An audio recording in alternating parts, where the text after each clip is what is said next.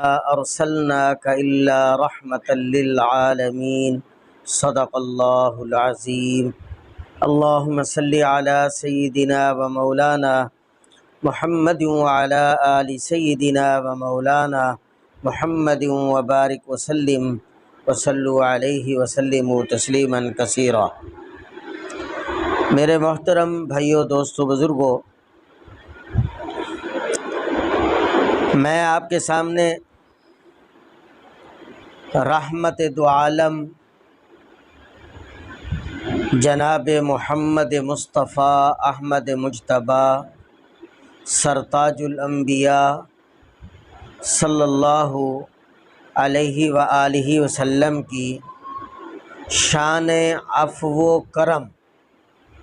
بیان کروں گا۔ اللہ رب العزت ہم سب کو نبی پاک صلی اللہ علیہ وآلہ وسلم کے مبارک طریقوں کے مطابق زندگی گزارنے کی توفیق عطا فرمائے۔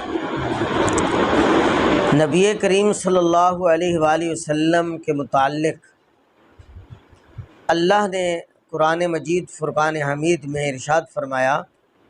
وَمَا أَرْسَلْنَاكَ إِلَّا رَحْمَةً لِلْعَالَمِينَ۔ اللہ فرماتے ہیں اور نہیں بھیجا ہم نے آپ کو مگر رحمت بنا کر عالمین کے لیے، تمام جہانوں کے لیے۔ نبی پاک صلی اللہ علیہ وآلہ وسلم انسانوں کے لیے بھی رحمت تھے، آپ جنات کے لیے بھی رحمت تھے، آپ جانوروں کے لیے بھی رحمت تھے، حتیٰ کہ نبی پاک صلی اللہ علیہ وآلہ وسلم کائنات کی ہر چیز کے لیے رحمت تھے، حتیٰ کہ آقا صلی اللہ علیہ وآلہ وسلم آپ کی جو شان رحمت تھی وہ کافروں کے لیے بھی تھی۔ کفار مکہ 21 سال تک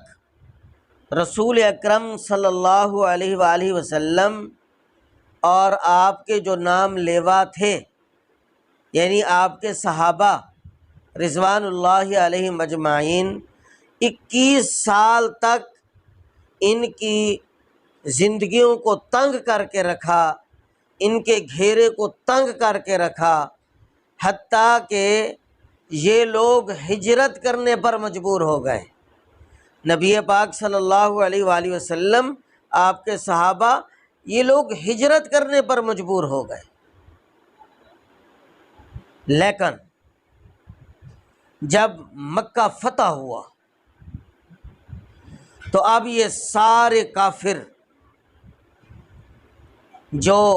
جنہوں نے پہلے گھیرا تنگ کر کے رکھا ہوا تھا، اب یہ مکہ فتح ہونے کے بعد سارے کے سارے نبی پاک صلی اللہ علیہ وسلم کے رحم و کرم میں تھے۔ اس وقت اللہ کے نبی صلی اللہ علیہ وآلہ وسلم نے ان کفار سے سوال کیا اور آپ نے فرمایا، بتاؤ کہ اب میں تمہارے ساتھ کیا کرنے والا ہوں، اب میں تمہارے ساتھ کیا کرنے والا ہوں؟ تو دبے دبے الفاظ میں ان کفار نے جواب دیا، انہوں نے کہا کہ ہم نے تو آپ کو جب ہی پایا، ہم نے تو آپ کو جب ہی پایا ہمیشہ رحم دل پایا، ہم نے آپ کو جب ہی پایا ہمیشہ رحم دل پایا۔ دبے دبے الفاظ میں کفار نے یہ الفاظ کہے تو نبی پاک صلی اللہ علیہ وآلہ وسلم نے فرمایا، آج میں آپ کو وہی کہتا ہوں جو حضرت یوسف علیہ السلام نے اپنے بھائیوں کو کہا تھا، جو حضرت یوسف علیہ السلام نے اپنے بھائیوں سے کہا تھا، اور حضور اکرم صلی اللہ علیہ وآلہ وسلم نے فرمایا، آج تم پر کچھ الزام نہیں، اللہ کے نبی نے معاف کر دیا، اللہ کے نبی نے معاف کر دیا۔ جتنا تنگ کیا، 21 سال تنگ کیا، گھیرا تنگ کیا، وطن سے نکال دیا، نبی پاک صلی اللہ علیہ وسلم نے سب کچھ معاف کر دیا۔ فرمایا اب تم پر کچھ الزام نہیں، سب الزام آپ سے ہٹا دیے گئے ہیں، جاؤ آج تم سب آزاد ہو، جاؤ آج تم سب آزاد ہو۔ رحمت دو عالم جناب محمد الرسول اللہ صلی اللہ علیہ وآلہ وسلم کی ایک شان ایفاء عہد کی تھی کہ آپ جو وعدہ فرماتے اس کو پورا کرتے، اور وعدہ پورا کرنے کا حکم بھی تھا کہ اپنا وعدہ پورا کیا کرو، اپنا وعدے کے خلاف نہ کیا کرو۔ جنگ بدر کے موقع پر مسلمانوں کی تعداد بہت قلیل تھی، مسلمانوں کو ایک ایک فرد کی ضرورت تھی، ایک ایک فرد کی مسلمانوں کو ضرورت تھی۔ حضرت حذیفہ بن یمان رضی اللہ تعالی عنہ اور حضرت ابو سہیل، یہ دو صحابی رضی اللہ تعالی عنہ، یہ جنگ بدر میں آ کر شریک ہوئے، اور راستہ میں یہ گرفتار ہو گئے تھے، یہ دونوں کفار نے ان کو پکڑ لیا تھا، اور اس شرط کے ساتھ ان کو انہوں نے رہا کیا تھا، چھوڑا تھا کہ یہ جا کر نبی پاک صلی اللہ علیہ وآلہ وسلم کا ساتھ نہیں دیں گے، ان کے ساتھ جنگ میں شریک نہیں ہوں گے۔ تو جب یہ مدینہ پہنچ گئے جنگ بدر کے میدان میں،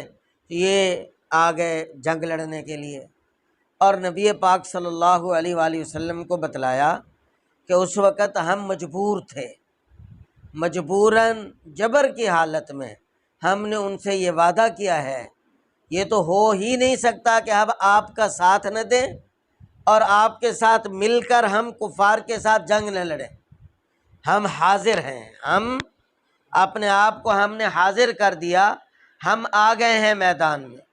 تو نبی پاک صلی اللہ علیہ وآلہ وسلم نے فرمایا کہ تم جنگ سے نکل جاؤ، تم دونوں جنگ سے نکل جاؤ اور تم اپنا وعدہ پورا کرو، تم اپنا وعدہ پورا کرو۔ دیکھو افراد کی ضرورت ہے، افراد کی ضرورت ہے، اس کے باوجود رحمت دو عالم صلی اللہ علیہ وآلہ وسلم اپنے صحابہ کو وعدہ پورا کرنے کا حکم کر رہے ہیں اور عملاً وعدہ پورا کروا رہے ہیں۔ تو یہ تربیت بھی تھی نبی پاک صلی اللہ علیہ وآلہ وسلم کی، اور یہ آپ کی جو ہے شان ایفاء عہد بھی تھی۔ اور اسی طرح حضرت عبداللہ بن ابی الحماد رضی اللہ تعالی عنہما یہ کہتے ہیں بعثت سے پہلے، نبی پاک صلی اللہ علیہ وسلم کی بعثت سے پہلے میں نے نبی کریم صلی اللہ علیہ وآلہ وسلم سے کوئی چیز خریدی، ایک معاملہ کیا، کوئی چیز خریدی میں نے، اور اس میں سے کچھ رقم جو ہے اس کی قیمت پیسے کم ہو گئے، تو میں نے نبی پاک صلی اللہ علیہ وآلہ وسلم سے عرض کی کہ میں ابھی آتا ہوں، ادھر ہی حاضر ہوتا ہوں، جو پیسے رہ گئے ہیں ادھر ہی حاضر ہوتا ہوں، میں وہ آ کر ادا کرتا ہوں۔ نبی پاک صلی اللہ علیہ وسلم نے فرمایا ٹھیک ہے جاؤ، میں آپ کا یہیں پر انتظار کر رہا ہوں، میں آپ کا یہیں پر انتظار کر رہا ہوں، جاؤ۔ تو کہتے ہیں کہ میں چلا گیا، مجھے بھول گیا کہ میں نے پیسے پہنچانے ہیں، حتیٰ کہ 3 دن گزر گئے، 3 دن گزر گئے۔ 3 دن کے بعد مجھے اچانک یاد آیا کہ میں نے تو وہ پیسے پہنچانے ہیں، میں تو وعدہ کر کے آیا تھا، اور نبی پاک صلی اللہ علیہ وسلم نے فرمایا تھا کہ میں ادھر ہوں تم آؤ۔ تو کہتے ہیں کہ میں اسی جگہ پہ گیا، تیسرے دن نبی پاک صلی اللہ علیہ وسلم وہیں موجود تھے، نبی پاک صلی اللہ علیہ وآلہ وسلم وہیں موجود تھے۔ تو کہتے ہیں میں نے جا کر معذرت کی، تو نبی پاک صلی اللہ علیہ وسلم نے فرمایا کہ آپ نے ہمیں مشقت میں ڈال دیا، آپ نے ہمیں مشقت میں ڈال دیا کہ 3 دن ہو گئے اسی جگہ، 3 دن سے میں آپ کا انتظار کر رہا ہوں، اسی جگہ 3 دن سے میں آپ کا انتظار کر رہا ہوں۔ تو یہ ہے پیارے نبی صلی اللہ علیہ وآلہ وسلم کا ایفاء عہد، اور آپ کی شان سلیمہ کو بیان کروں گا۔ نبی کریم صلی اللہ علیہ وآلہ وسلم اپنے تمام احوال میں، اپنے تمام اقوال میں اور اپنے تمام افعال میں، اور محققین کے نزدیک تمام صغائر میں بھی معصوم تھے، تمام صغائر میں بھی معصوم تھے۔ یعنی نبی کریم صلی اللہ علیہ وآلہ وسلم نہ بڑی غلطیاں فرماتے تھے، نہ چھوٹی غلطیاں، نہ کبیرہ گناہ نہ صغیرہ گناہ۔ آقا صلی اللہ علیہ وسلم کبائر سے بھی معصوم تھے اور صغائر سے بھی معصوم تھے، اور آپ صلی اللہ علیہ وآلہ وسلم سے کسی قسم کی وعدہ خلافی، کسی قسم کی وعدہ خلافی یا حق سے اعراض کا صدور ممکن ہی نہ تھا، یا حق سے اعراض کا صدور ممکن ہی نہ تھا، نہ قصدن، نہ سہون، نہ صحت میں، نہ مرض میں، نہ واقعی مراد لینے میں، نہ خوش طبعی میں، نہ خوشی میں، نہ غضب میں،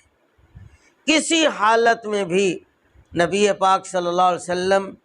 کسی سے وعدہ خلافی بھی نہیں فرماتے تھے، اور آپ حق سے اعراض بھی نہیں فرمایا کرتے تھے۔